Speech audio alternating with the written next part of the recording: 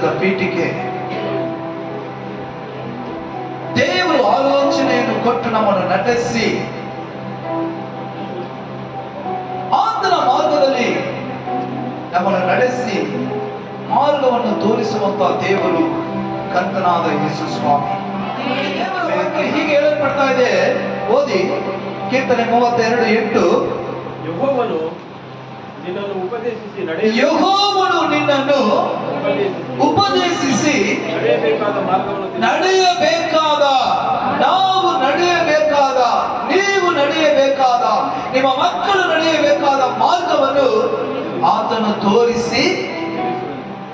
ತೋರಿಸುವನು, ಮಾರ್ಗವನ್ನು ತಿಳಿಸುವನು, ನಿನ್ನನ್ನು ಕಟಾಕ್ಷಿಸಿ ನಿಮಗೆ ಆಲೋಚನೆಯನ್ನು ಕೊಡುವಂತಹ ದೇವರು. ಆಲೋಚನೆ ರೀತಿಯಲ್ಲಿ ಅಲ್ಲ, ಅವನ ಆಲೋಚನೆ ವ್ಯತ್ಯಾಸವಾಗಿರುತ್ತೆ. ನಾವು ಆಲೋಚಿಸುವುದು ಲೋಕದ ಪ್ರಕಾರವಾಗಿ, ದೇವರು ಆಲೋಚಿಸುವುದು ಪರಲೋಕ ರಾಜ್ಯದ ಪ್ರಕಾರವಾಗಿ. ನಮ್ಮ ಆಲೋಚನೆ ಎಲ್ಲವೂ ಕೂಡ ಈ ಭೂಮಿಗೆ ಸೇರಿರ್ತಕ್ಕಂತಾಗಿ ಕಾಣಪಡುತ್ತದೆ. ಆದರೆ ದೇವರ ಆಲೋಚನೆ ಪರಲೋಕ ರಾಜ್ಯಕ್ಕೆ ಸೇರಿಸುವಂತ ಆಲೋಚನೆಯಾಗಿ ಕಾಣಪಡುತ್ತದೆ. ದೇವರ ವಾಕ್ಯದಲ್ಲಿ ನಿಮ್ಮ ಆಲೋಚನೆ ನನ್ನ ಆಲೋಚನೆ ಅಲ್ಲ, ನಿಮ್ಮ ದಾರಿಗಳು ನನ್ನ ದಾರಿಗಳಲ್ಲ. ನನ್ನ ಆಲೋಚನೆಯೇ ಬೇರೆ, ನಿಮ್ಮ ಆಲೋಚನೆಯೇ ಬೇರೆ. ನನ್ನ ದಾರಿಯೇ ಬೇರೆ, ನಿಮ್ಮ ದಾರಿಯೇ ಬೇರೆ. ಹಲ್ಲೆಲೂಯಾ.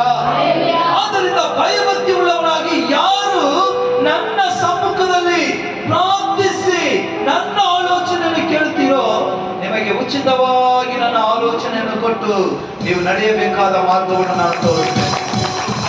ದೇಶದಿಂದ 40 ಲಕ್ಷ ಇಸ್ರಾಯೇಲ್ ಜನರನ್ನು ಮೋಶೆಯ ಮುಖಾಂತರವಾಗಿ ಕರ್ತನು ತರುವಾಗ ಅವರ ಮುಂದೆ ಕೆಂಪು ಸಮುದ್ರವು ಅಡ್ಡವಾಗಿ ನಿಂತಿತ್ತು. ಆಮೆನ್. ಹಲ್ಲೆಲೂಯಾ. ಹಲ್ಲೆಲೂಯಾ. ಆ ಕೆಂಪು ಸಮುದ್ರವನ್ನು ನೋಡಿದಂತ ಮೋಶೆ ಮತ್ತು ಜನರು ಗಡಗಡನೆ ಭಯಪಟ್ಟು, ಹಿಂದೆ ಫಾರೋನಿನ ಸೈನ್ಯವು ನಮ್ಮನ್ನು ಹಿಂದಟ್ಟಿ ಬರ್ತಾ ಇದೆ, ಒಂದು ಅವರ ಕೈಗೆ ನಾವು ಸಿಕ್ಕಿಕೊಳ್ಳುವುದೇ ಆದರೆ ಅವರು ನಿಜವಾಗಿ ನಮ್ಮನ್ನು ಜೀವಂತವಾಗಿ ಬಿಡಲ್ಲ ಎಂಬಂತ ಭಯ ಅವರೊಳಗೆ ಬಂದ ಮೇಲೆ ಮೋಶೆ ತನ್ನೊಟ್ಟಿಗಿದ್ದಂತ ಜನರನ್ನು, ತನ್ನೊಟ್ಟಿಗಿದ್ದಂತ ಶಿಷ್ಯರನ್ನು, ತನ್ನೊಟ್ಟಿಗಿದ್ದಂತ ಮನುಷ್ಯರನ್ನು ನೋಡಿ ಈ ಸಮಯದಲ್ಲಿ ನಾವು ಏನು ಮಾಡಬೇಕೆಂಬುದಾಗಿ ಆತನು ಕೇಳಲಿಲ್ಲ. ಮೋಶೆ ಮಾರಾಗಿ ಮಾಡಿದ್ದು ತಂದೆಯಾದ ದೇವರನ್ನು ನೋಡಿ, ದೇವರೇ ನೀನು ಹೇಳಿದ ಹಾಗೆ ನಾನು ಮಾಡಿದ್ದೇನೆ, ಈಗ ಕೆಂಪು ಸಮುದ್ರ ನನಗೆ ಅಡ್ಡವಾಗಿದೆ, ಹಿಂದೆ ಫಾರೋನಿನ ಸೈನ್ಯವು ನನಗೆ ಬರ್ತಾ ಇದೆ, ಈ ಸಮಯದಲ್ಲಿ ನಾನು ಏನು ಮಾಡಬೇಕೆಂಬುದಾಗಿ ಆಲೋಚನೆ ಕೊಡಿ ಎಂಬುದಾಗಿ ಮೋಶೆ ದೇವರ ಸಮ್ಮುಖದಲ್ಲಿ ಕೇಳಿದರು. ಯಾವಾಗ ಮೋಶೆ ದೇವರ ಸಮ್ಮುಖದಲ್ಲಿ ಆಲೋಚನೆ ಕೇಳಿದಾಗ ತಕ್ಷಣ ದೇವರು ಕೊಟ್ಟಂತ ಆಲೋಚನೆ ಏನು ಗೊತ್ತಾ? ಮೋಶೆ, ನೀನು ಭಯಪಡಬೇಡ, ನೀನು ದಿಗ್ಭ್ರಮೆಗೊಳ್ಳಬೇಡ, ನಾನು ನಿನ್ನ ಸಂಗಡ ಇದ್ದೇನೆ, ನೀನು ಮಾಡಬೇಕಾದಂತ ಕಾರ್ಯವನ್ನು ನಾನು ನಿನಗೆ ಹೇಳಿಕೊಡುತ್ತೇನೆ. ಆಮೆನ್. ಏನ್ ಮಾಡ್ಬೇಕು ದೇವರೇ? ಏನು ಮಾಡಬೇಡ, ನಿನ್ನ ಕೈಯಲ್ಲಿ ಕೊಟ್ಟಿರುವಂತ ಕೋಲ್ ಇದೆಯಲ್ಲ, ಆ ಕೋಲನ್ನ ಕೆಂಪು ಸಮುದ್ರದ ಮೇಲೆ ಚಾಚು. ಆಲೋಚನೆಯನ್ನು ಕೊಟ್ಟು ಅವರು ನಡೆಯಬೇಕಾದ ಮಾರ್ಗವನ್ನು ದೇವರು ತೋರಿಸಿಕೊಟ್ಟರು. ಯಾವಾಗ ಕೋಲು ಕೆಂಪು ಸಮುದ್ರದ ಮೇಲೆ ಬಿದ್ದು ಕೆಂಪು ಸಮುದ್ರ 2 ಭಾಗವಾಗಿ ವಿಂಗಡಿಸಲ್ಪಟ್ಟಿತು. ದೇವರು ಮಾಡಿದರು. ಮರುಳಿನಲ್ಲಿ ಅವರು ನಡೆಯುವ ಹಾಗೆ ಕರ್ತನವರ ದಾರಿಯನ್ನು ಸರಾಗವಾಗಿ ಮಾಡಿ ಮುಗಿಸಿದನು. ವಾಕ್ಯವನ್ನು ತೆಗೆದುಕೊಳ್ಳೋಣ ವೇಗವಾಗಿ. ಯೆರೆಮೀಯ ಪ್ರವಾದನೆ 32ನೇ ಅಧ್ಯಾಯ 19ನೇ ವಾಕ್ಯ.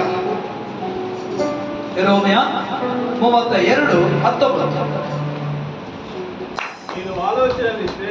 ನೀನು ನೋಡಿ, ದೇವರು ಆಲೋಚನೆಯಲ್ಲಿ ಶ್ರೇಷ್ಠನು.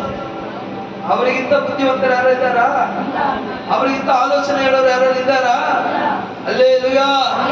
ಪಾಪದ ಕೈಯಲ್ಲಿ ಸಿಕ್ಕಿ ಬಿದ್ದಂತ ಹೆಂಗಸನ್ನು ನೋಡಿ ಅವರು ಹೇಳಿದ ಒಂದೇ ಒಂದು ಜ್ಞಾನದ ಮಾತೇನು ಗೊತ್ತಾ? ಇನ್ನು ಮುಂದೆ ನೀನು ಪಾಪ ಮಾಡಬೇಡ. ಹಲ್ಲೆಲೂಯಾ. ಕುಷ್ಠ ರೋಗಿಯನ್ನು ನೋಡಿ ಹೇಳಿದಂತ ಮಾತೇನು ಗೊತ್ತಾ? ನನಗೆ ಚಿತ್ತ ಉಂಟು, ನೀನು ಶುದ್ಧನಾಗು. ಹಲ್ಲೆಲೂಯಾ. 38 ವರ್ಷ ಹಾಸಿಗೆ ಹಾಸ್ಯದಲ್ಲಿದ್ದಂತ ಮನುಷ್ಯ ನೋಡಿ ದೇವರು ಹೇಳಿದ್ದೇನು ಗೊತ್ತಾ? ನಿನ್ನ ಹಾಸಿಗೆಯನ್ನು ಎತ್ತಿಕೊಂಡು ನಡೆ. ಅವರಿಂದ ಅಸಾಧ್ಯವಾದದ್ದು ಪಕ್ಕದಲ್ಲಿ ನನ್ನ ನೋಡಿಲ್ಲ ಅವ್ರು ನೋಡಿ ಹೇಳಿ, ದೇವರಿಂದ ಅಸಾಧ್ಯವಾದದ್ದು ಯಾವುದೂ ಇಲ್ಲ. ಎಲ್ಲವೂ ಹಲ್ಲವು ಸಾಧ್ಯವು, ಎಲ್ಲ ಸಾಧ್ಯವು, ನಿನ್ನಿಂದ ಎಲ್ಲ ಸಾಧ್ಯ. ಸಾಧ್ಯವು ಇಲ್ಲ, ನಿನ್ನಿಂದ ಸಾಧ್ಯವು ಇಲ್ಲ. ಸಾಧ್ಯವು, ನಿನ್ನಿಂದ ಎಲ್ಲ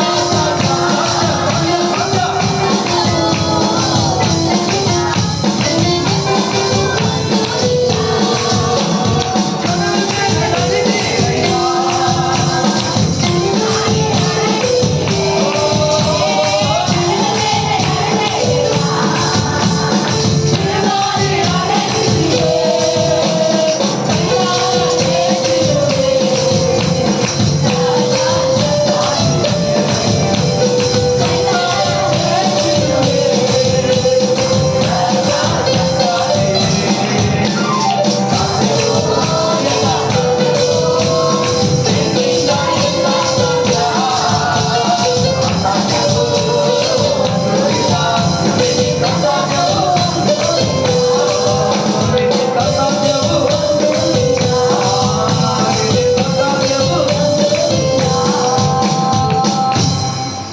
ದೇವರ ವಾಕ್ಯ ಹೇಳ್ತದೆ, ಓದಪ್ಪ. ನಿನ್ನ ಆಲೋಚನೆ ಶ್ರೇಷ್ಠನು, ನೀನು ಆಲೋಚನೆಯಲ್ಲಿ ಶ್ರೇಷ್ಠನು, ಕಾರ್ಯದಲ್ಲಿ ಸಮರ್ಥನು, ಕಾರ್ಯದಲ್ಲಿ ಸಮರ್ಥನು. ನೀನು ಪ್ರತಿಯೊಬ್ಬನಿಗೂ ಅವನವನ ಕರ್ಮಕ್ಕೂ ಅವನವನ ಕರ್ಮಕ್ಕೂ ನಡತೆಗೂ ತಕ್ಕ ಫಲವನ್ನು ಕೊಡಬೇಕೆಂದು ನರಜನ್ಮದವರ ಮಾರ್ಗಗಳೆಲ್ಲ ಕಣ್ಣಾರೆ ನೋಡುತ್ತೀ. ಹಲ್ಲೆಲೂಯಾ.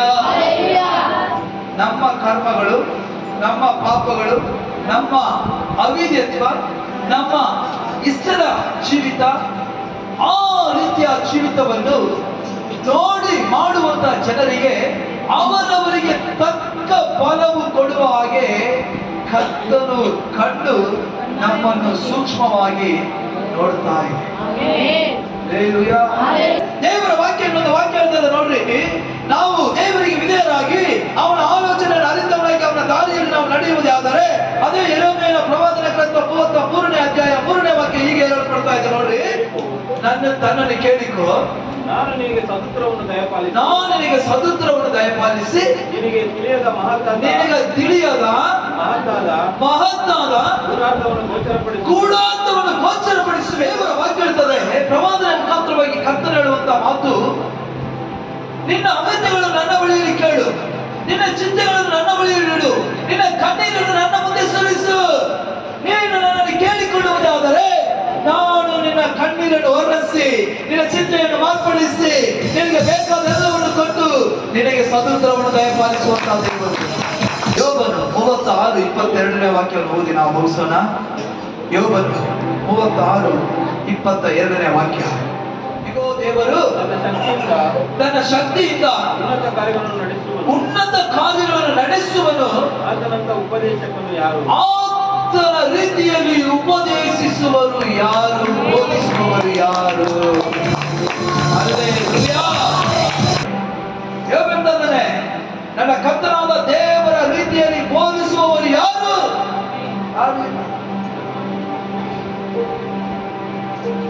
ಒಂದು ವೇಳೆ ನೀನು ದೇವರ ಬೋಧನೆಯನ್ನು ಕೇಳದೆ ಹೋದರೆ ದೇವರು ನಿಮ್ಮನ್ನು ಶಿಕ್ಷಿಸ್ತಾನ? ದೇವರು ತೋರಿಸುವಂತ ಮಾರ್ಗದಲ್ಲಿ ಹೋದರೆ ದೇವರು ನಿಮ್ಮನ್ನು ಖಂಡಿಸ್ತಾನ? ದೇವರು ಹೇಳುವಂತ ಮಾತನ್ನು ಕೇಳದೆ ಹೋದರೆ ದೇವರು ನಿನಗೆ ವ್ಯಾಧಿಯನ್ನು ಕೊಟ್ಟು ನಿನ್ನನ್ನು ಸಾಯಿಸ್ತಾನ? Hallelujah. 1 or 2, 2 or 3, 3 or 4 chances. 70 ಸಾರಿ ದೇವರು ಕ್ಷಮಿಸುವಂತ ದೇವರು. ಅದಕ್ಕೆ ಮಿಗಿಲಾಗಿ ಮೀರಿದ್ರೆ ಐ ಡೋಂಟ್ ನೋ. ದೇವರು ಹೇಳ್ತಾ ಇದ್ದಾರೆ, 70 ಸಾರಿ ಮಂಡಿಸು, ನಾನು 70 ಸಾರಿ ಕ್ಷಮಿಸ್ತೇನೆ. ಅದಕ್ಕೂ ಮೇಲೆ ಅವನು ಪಾಪ ಮಾಡಿ ನನ್ನ ಮಾತನ್ನು ಕೇಳದೆ ಹೋದರೆ ಜ್ಞಾನೋಕ್ತಿ 1ನೇ ಅಧ್ಯಾಯದಲ್ಲಿ ಹೇಳಿದ ಹಾಗೆ 11ನೇ ವಾಕ್ಯ 12ನೇ ವಾಕ್ಯದಲ್ಲಿ, ನಾನು ಕೈ ಚಾಚಿ ಕರೆದರೂ ತಿರುಗಿ ನೋಡಿಲ್ಲ, ನಾನು ನಿನ್ನನ್ನು ಕೂಗಿದರೂ ನೀನು ನನ್ನ ಮಾತಿಗೆ ಗಮನ ಕೊಟ್ಟಿಲ್ಲ. ಹಾಗಾದರೆ ಪಾಪದ ಮರಣದಲ್ಲಿ ನೀನು ಸಾಯುವಾಗ ನೀನು ಕೂಗುತ್ತಿ, ನಾನು ನಿನ್ನನ್ನು ನೋಡಿ ಹಾಸ್ಯ ಮಾಡುತ್ತೇನೆ, ಪರಿಹಾಸ